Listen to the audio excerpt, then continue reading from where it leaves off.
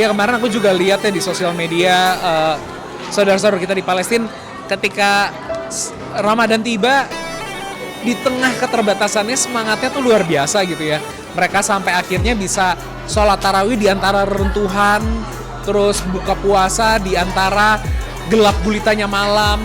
Mereka masih bisa pakai lilin tapi tetap semangat. Menurut aku itu sebuah sebuah teguran sih buat kita ya. Kita di sini ada serba kecukupan. Tapi kadang kita suka ngeluh, aduh kok buka puasanya begini aja ya, aduh kok sahurnya gue begini doang ya, aduh berat banget ya siangnya gitu. Rasanya kalau kita berkaca sama saudara kita di Palestina, apa yang kita rasakan di sini nggak ada apa-apanya sih. Ujian kita nggak ada apa-apanya. Jadi itu malah menjadi lecutan semangat sih buat aku, kayak udah kita harus bisa lebih banyak bersyukur dan lebih banyak bisa untuk menata hati kita supaya kita menjadi pribadi yang lebih baik. Dan gerakan nyata buat saudara-saudara kita di Palestina, ya menurut pandangan aku yang paling bisa nyata tuh ya kita berdoa. Yang kedua adalah aku cukup sepakat dengan kita melakukan sanksi berupa boikot beberapa produk yang memang mungkin tidak menunjukkan dukungan secara langsung buat saudara-saudara di Palestina gitu ya. Apalagi sekarang kan ada isunya kurma juga katanya yang growing di tanah yang didudukin sama Israel kan. Jadi sekarang ketika aku juga beli kurma, aku bener-bener lihat ini dari mana negaranya. Kalau nggak ada negaranya, aku bahkan nggak berani ambil. Jadi kayak kemarin tuh aku belanja, aku lihat ada negaranya Tunisia. Aku ya tahu Tunisia kan, dia stance-nya kemana, jadi aku belanja, aku berani. Kurasa nih manusiawi banget ya, karena ketika kita ngelihat ada upaya pembantaian, kita nggak mungkin diem nggak sih? Waktu itu juga aku beberapa bulan lalu sempat turun ke jalan ke Bundaran HI. Kita bersuara, kita bilang kalau ini nggak bisa dibiarkan gitu, karena ini harus ada kata. Mungkin kita nggak bisa lah ya, siapa sih kita gitu, ikutan kesana juga nggak mungkin gitu ya, jauh banget juga. Tapi yang bisa kita lakukan adalah ya udah kita bersuara dan bersikap gitu.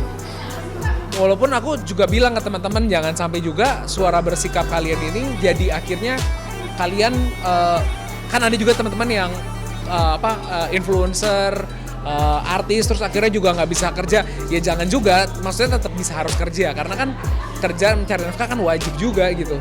Tapi ya kalian bersuaranya dengan bijak lah gitu. Dimana kalian harus bersuara, kalian bersuara, tapi nggak perlu setiap saat bersuara, karena itu juga banyak teman-teman yang melihat akhirnya juga sulit ketika mereka untuk dapetin kerjaan. Aku juga paham sih, dan aku sangat merasa itu sangat diterima dengan akal sehat aku. Mungkin kan kita nggak perlu ngeliatin dari depannya, tapi dari belakangnya kita bisa kasih donasi, kita bisa kirimin doa, kita bisa galang konser amal, itu kan banyak caranya gitu.